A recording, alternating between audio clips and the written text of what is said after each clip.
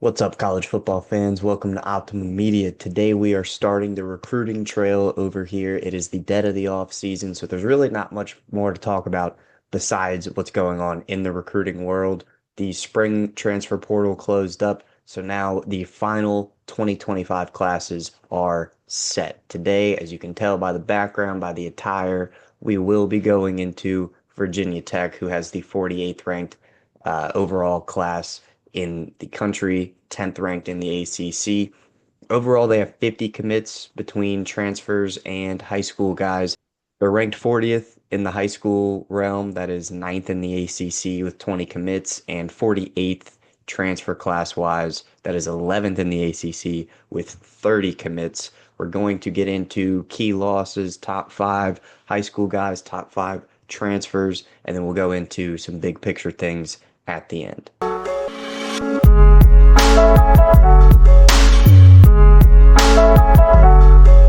Here we are, best atmosphere in college football, Lane Stadium. Let's get into the key losses, the top guys out of high school, and the top transfers for the 2025 recruiting class of Virginia Tech. All right, so key losses. We had five guys get drafted here, and then multiple other dudes get signed as undrafted free agents. Altuner goes in the fourth to the Jags, Jalen Lane in the fourth to the Commanders. Three of our players got drafted in the sixth round, Dorian Strong to the Bills, APR to the Eagles, and Aeneas Peebles to the Ravens. Daquan Seldon got signed immediately after to the Giants. Wilfried Penney, the Frenchman, goes to the Patriots. And then on top of that, there was Caden Moore, offensive lineman to the Titans. Stephen Gosnell, whose brother Benji is still on the team now. Wide receiver also went to the Bills. And then on top of that, Keontae Jenkins also got signed to the Bills. We had Josh Fuga get signed to the Chargers. And then there were a couple other guys as well. This video would be way too long if we went into all the undrafted free agents and the mini camp invites.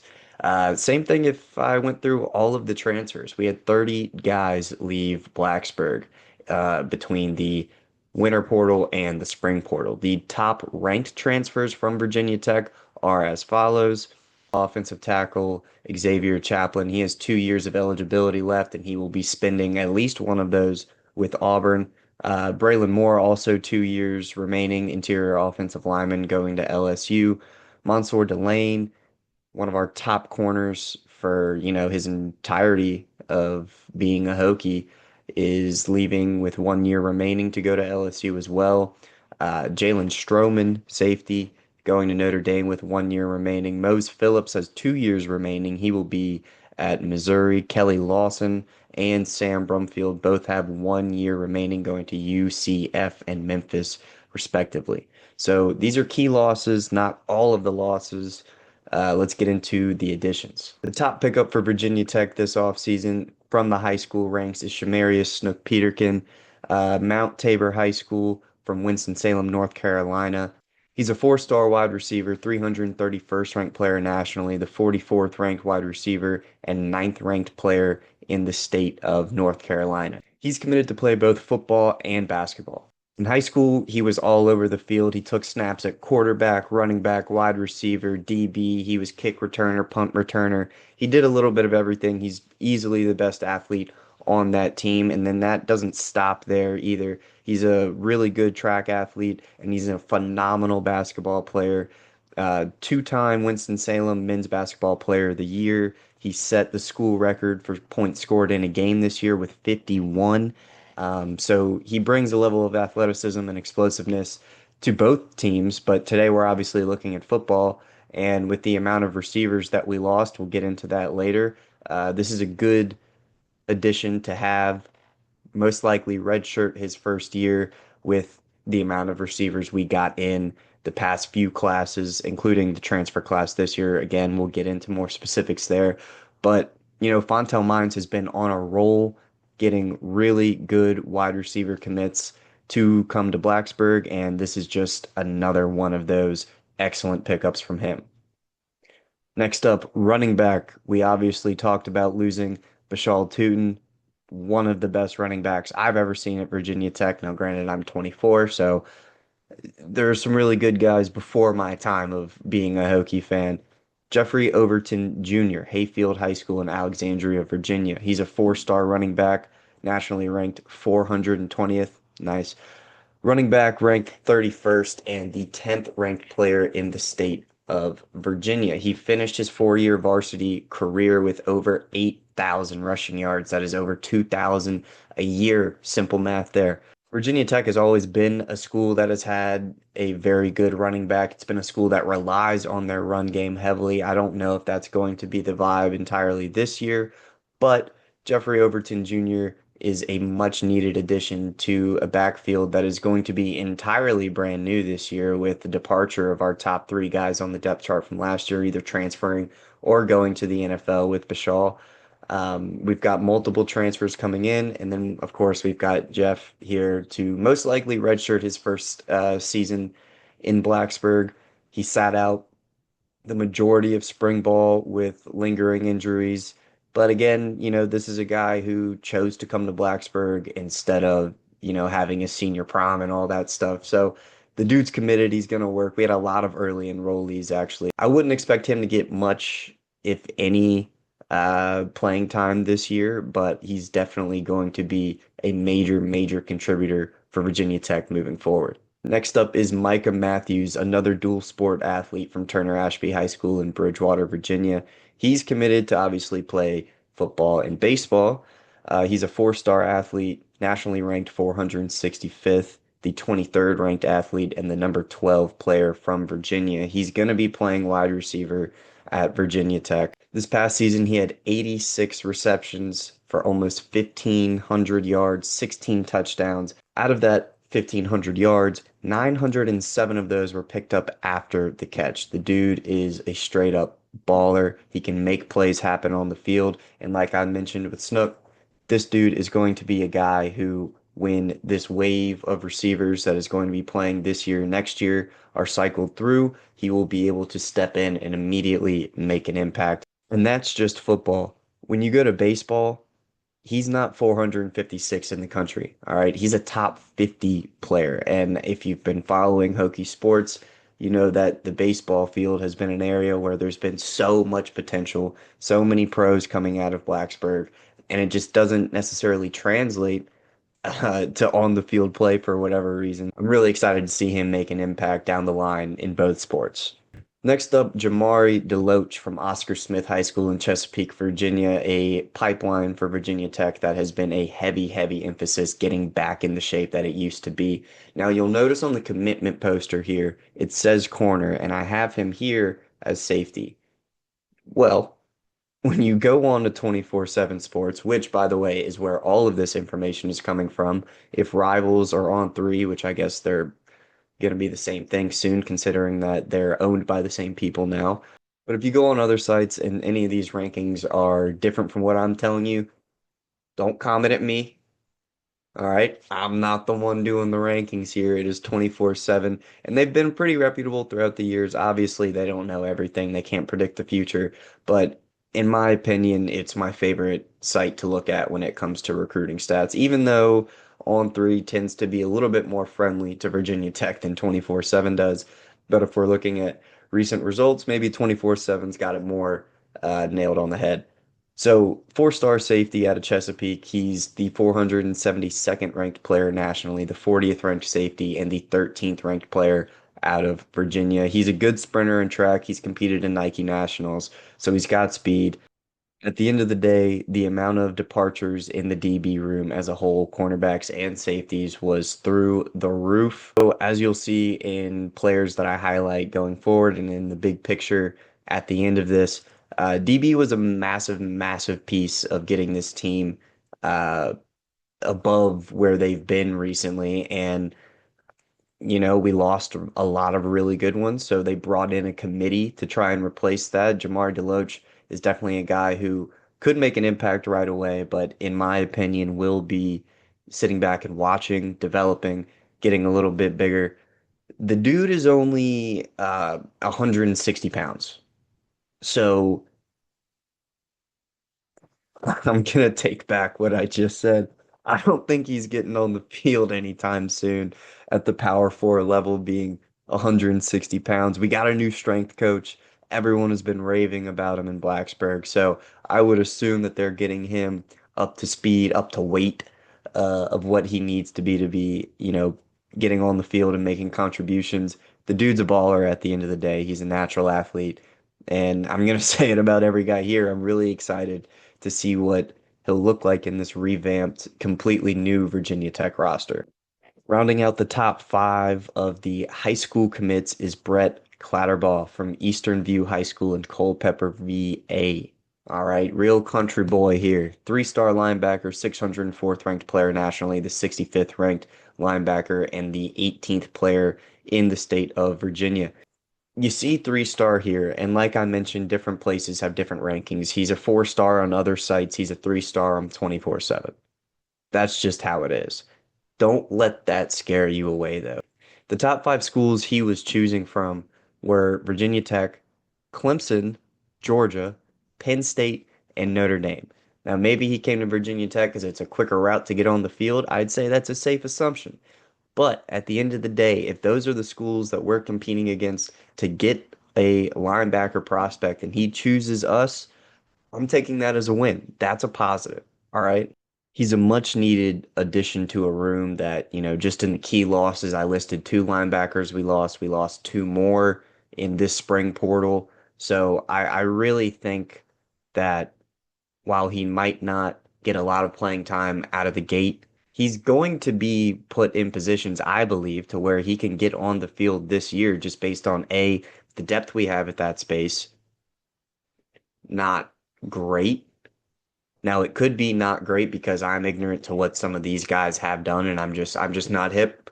But at the end of the day, it's not a super deep room of really experienced guys.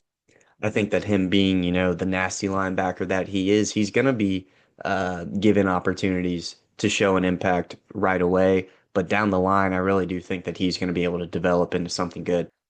All right, first up, out of the transfers we've got coming in, the number one ranked transfer for Virginia Tech is Cameron Seldon out of the University of Tennessee. He was 244th in the transfer portal and ranked as the 14th running back. Now, you'll see in the bottom of the commitment poster, it says wide receiver. You go on the sites, he's ranked as a running back. All reports out of spring ball in Blacksburg is that he will be playing a wide receiver slash scat back role. So a lot of screens, probably the jet sweeps that we saw Jalen Lane going in last year. He's really just going to be a gadget guy. So receiver is definitely the more accurate description of what he is going to be doing for the Hokies. He's a former number one ranked player in the state of Virginia. He was in the class of 2023, and he was really just kind of lost in the depth at Tennessee. He has obviously the talent and the explosiveness to get it done, but production wise at Tennessee, he only had 224 rushing yards on a little over 4.5 a carry and a touchdown in 2 seasons. He showed promise at Tennessee, but I think that his potential is truly going to be realized here in Blacksburg as opposed to being lost in that depth chart. Now, it's going to be interesting because we have a litany of receivers, either the guys that Fontel has brought in through high school or the amount of guys that we've brought in from the transfer portal. So, like I said, he's going to be more of a gadget guy, right? He's not lining up at the X, clearly. Um, it's really just going to be slot work, reverses, sweeps, things of that nature to get his explosiveness out onto the field.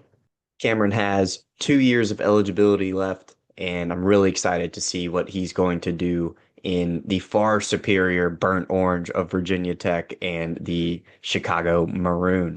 Now, Kyle Altuner, West Virginia University interior offensive lineman. He's one of seemingly a million offensive linemen that came over from West Virginia with Matt Moore, who was their offensive line coach over there. He is now in the same role for us. He was the 333rd ranked player in the portal and the 36th ranked interior offensive lineman. He's from the class of 2024 and redshirted his last year, so he has 4 years of eligibility to use in Blacksburg if he chooses to do so, which I really hope he does. All reports so far is that he has locked up a starting role on that offensive line already. In the class of 2024, he was a top 10 player out of Maryland. He was the 238th ranked player nationally.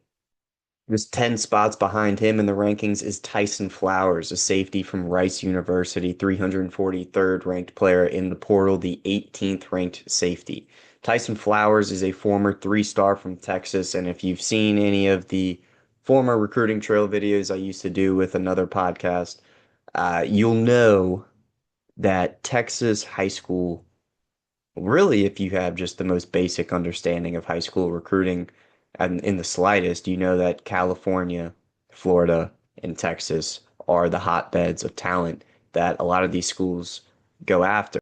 So it's easy for a really talented player to get lost in the amount of talent that is coming out of Texas every year. I mean, it's a huge state for one, and for two, everybody knows that there are high school stadiums in Texas that compete with collegiate stadiums. Like they take that shit down there like religion. So I am fully on board with him being one of our starting DBs in this coming season. I've mentioned it. I'm going to keep mentioning it. We lost so many valuable assets from that DB room. He's going to make an impact right out of the gate. He had 63 tackles, 5 tackles for loss, sack, 2 interceptions, one of those being a pick six, 7 passes defended, 2 forced fumbles, all that in 24 games at Rice. He has 2 years of eligibility remaining. Hopefully, both of them are in Blacksburg. Next up, D line, Arias, my bad, Nash from Mercer University. He was 426th in the portal, the 51st ranked D lineman, originally from Charlotte. Now, it might not be the most shocking piece of information in the world that the D lineman from Mercer University was not ranked in high school, but he literally had 0 stars. He was not ranked at all. But in his time at Mercer, he had 64 tackles, 8 sacks, 1 forced fumble, 4 passes defended off of the D line, and that's in 3 seasons. Now, obviously, he came in as a 0 star, and sure, Mercer probably had a few of them, but he's definitely a guy that had to grind his way up the depth chart and wait for his opportunity.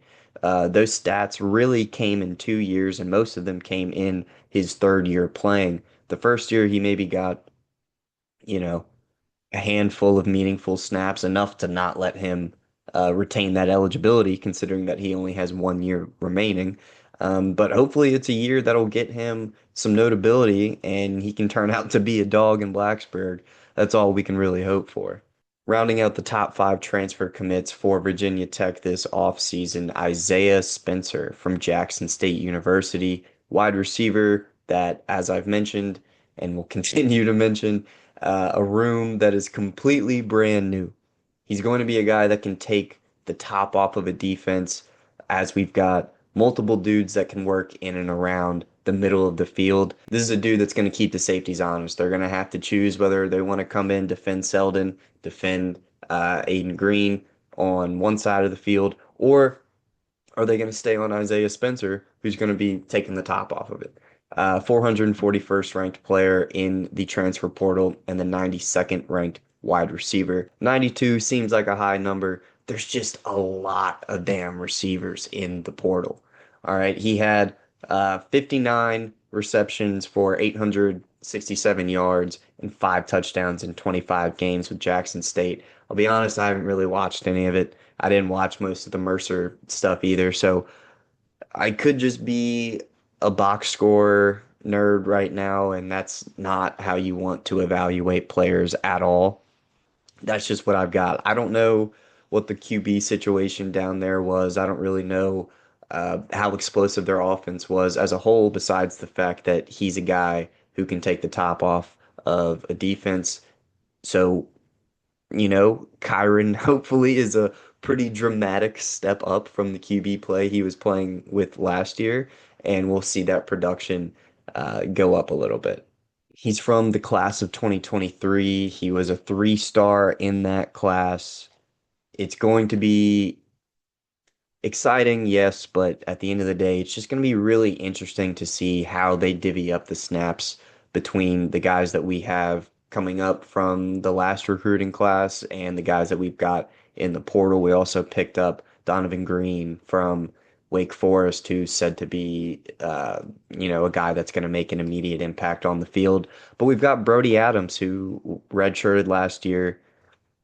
Obviously, Aiden Green has paid his dues. He's going to be a guy that I'm looking forward to having a breakout year. And hopefully, the attention on Isaiah Spencer can help that. Same vice versa. You got to pay attention to Aiden Green. Isaiah is going to get open. You got to pay attention to Cam. You got to pay attention to Brody. So it said this last year and we went 6-7, but I just really, really like this wide receiver room, and I trust Fontel Mines so much in bringing in the right guys to be in that room that, my expectations are back to being high again, and it could come back to bite me in the ass, but who knows? So, big picture when it comes to the positions that we have coming in, key groups, obviously we lost all of our running backs, right? We've got a couple that came back, but nobody that saw time is still on the team. We have four guys between high school and transfers that are coming in. A couple of those guys are going to be able to make immediate impacts. We've got multiple dudes from, G5 schools, and then even a guy from the FCS that coaches are saying are like they've been very pleasantly surprised with how good these guys are going to be this year, not just development pieces. So I'm excited about that. Wide receiver room, we have eight guys coming in a combination of high school commits and transfer portal commits. And that makes sense. We lost the top receiver on the team in Jalen Lane. We lost our deep threat in Daquan Felton. We really lost Ali last year because he was hurt all year, but he was supposed to be a dude who was going to make a crazy impact. Steven Gosnell is gone. Um, Now Tucker Holloway is still there. Benji is still there, but he's both blocking and receiving as a tight end, but he's a receiving threat that will be on the field. And then you add eight new dudes who, probably four of them will get playing time this year. But, it's a completely revamped passing attack that is hopefully going to help Kyron health, you know, permitting, help him get the numbers back up to what we were expecting them to be last year. And then on the offensive line, if you watched any Virginia Tech football last year, easily, easily the hardest part of the offense to watch was the offensive line. And we've got seven new guys coming into that position group. A lot of them from West Virginia, some high school guys as well. It's a completely revamped room, new coach. We have a new strength coach, as I mentioned before. So, getting the weight up on these guys. But at the end of the day, I'm expecting good things. The only reports about Matt Moore have been positive, and if he's bringing in the guys that he wants to come over and the guys that want to follow him, I have nothing but positive to assume is going to happen. But like I said, I thought that last year too. Moving to the defensive side of the ball, I mentioned APR, I mentioned Aeneas Peebles, I mentioned Fuga, I mentioned Panay. These are four guys that were on the field all the time that are no longer there. They're in the NFL. We had a couple guys leave in the transfer portal, and then we've got a couple guys returning that are going to be really good impact pieces. But between D linemen and defensive ends or edges as they're classified now, we've got 10 new dudes coming in between transfer portal and high school recruits. So again, the talk about this team last year was that we had 22 returning starters. That's everybody. There's 11 on both sides, right? We've got 10 brand new guys just on the D line. We go to the DB room, we've got 11 new guys. All right. And then linebacker wise, we've got six. So, it's an entirely new rotation pretty much at every position you want to go to. So expectations for this team are who knows, right? So, with all that being said, what does that mean for the season? Well, this is how I think it plays out. I was very wrong about last year, so none of this obviously is set in stone. I'll probably change my mind on a few of these games throughout the offseason leading up into that August 31st opener in Atlanta versus South Carolina, which I unfortunately think in that Beamer Bowl we do lose. I think we get our get back at home against Vanderbilt, ODU, and Wofford. I'd prefer we stop doing these games. I remember my first year at Tech, we played Wofford, and I was like, this is not who I was assuming that Virginia Tech football would be playing. But, there's always their fair share of, teams that they pay to come up and get the boys warmed up. I just would really prefer it wasn't the fourth game of the season. But that's a 3-1 start. But I do think we close out September with a road loss against NC State. Wake Forest, who cares? I think that's a dub. Now, Georgia Tech, I think everyone should care because they have Hayes King, who is phenomenal. And I do think that that game is a loss. Cal, they've lost everybody. I mean, one of the top running backs in the portal, shocking entry into the portal, was from Cal. I think we get the dub there. Louisville always has our number, and I hate it.